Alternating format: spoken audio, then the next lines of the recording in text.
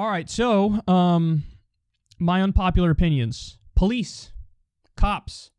This is going to be an interesting one. So, I am tough on crime in some ways. Let me explain what I mean. Everybody relax.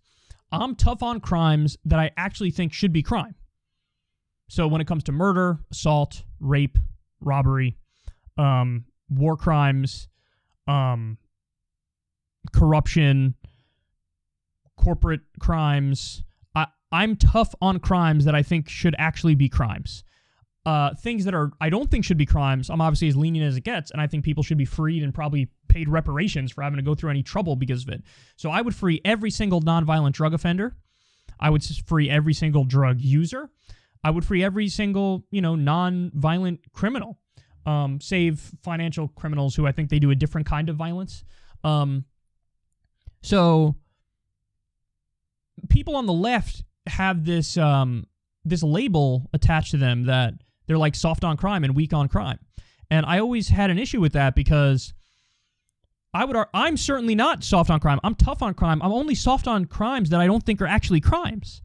And I think that it would benefit the left if they took this position as well. So, yeah, if somebody commits a murder, somebody commits a rape or an assault or violent robbery or whatever, I don't really have sympathy for them. I think it's worth it to try to rehabilitate people, to make better people. But am I fine with giving people a strict sentence in a situation like that? I am. And I don't think there's anything non-lefty about that. And by the same token, I think it's a contradiction to say, let's go soft on those sorts of crimes, but when it comes to international law, we want to rigidly enforce it and ruthlessly enforce it and punish America for violating all the international laws that we punish. Or, you look at Wall Street criminals and we say, we should have locked up more of the bankers. Right, we should have. We definitely should have. But that's a tough on crime position. And we should be clear that that's a tough on crime position. And so you have lefties who say, rigidly enforce international law, strictly enforce that. Good, I agree. So you're tough on crime there. Strictly enforce, the laws against Wall Street for the fraud and the corruption and the legalized bribery and all that stuff. I agree. All the corporations that violate various laws, and they violate a lot of them, strictly enforce the law against them, be tough on crime there. Agree with all that. Put George Bush and Dick Cheney, lock them up and throw away the key and give them their hearing, but they're going to be found guilty. Agree with that. You can't say I'm tough on crime in all these ways, but then when it comes to domestically, be soft on it. No. So I think I'm tough on crime across the board for things that should actually be crimes. So Wall Street, I'd go after them ruthlessly. Corporations who are breaking the law, I'd go after them ruthlessly. The United States and our allies, Israel, Saudi Arabia, who are violating international law on a regular basis, on a routine basis, you go after them ruthlessly. Murderers, rapists, people who do assault, grand larceny people, all that, go after them ruthlessly. Be tough on crime. But free all the nonviolent drug offenders, free all the nonviolent criminals who didn't actually commit a crime. And by the way, cut police budgets and redouble their efforts towards going after actual criminals. You don't need to go after the homeless. You don't need to go after drug users. You don't need to go after people with mental health issues who just need help. The police should only be going after the real criminals. So that's why I have had an issue. I don't agree with the defund the police slogan. Now, to be fair to the activists, when you talk to them, they're a lot more thoughtful than just the slogan defund the police, which sounds like they're saying abolish the police.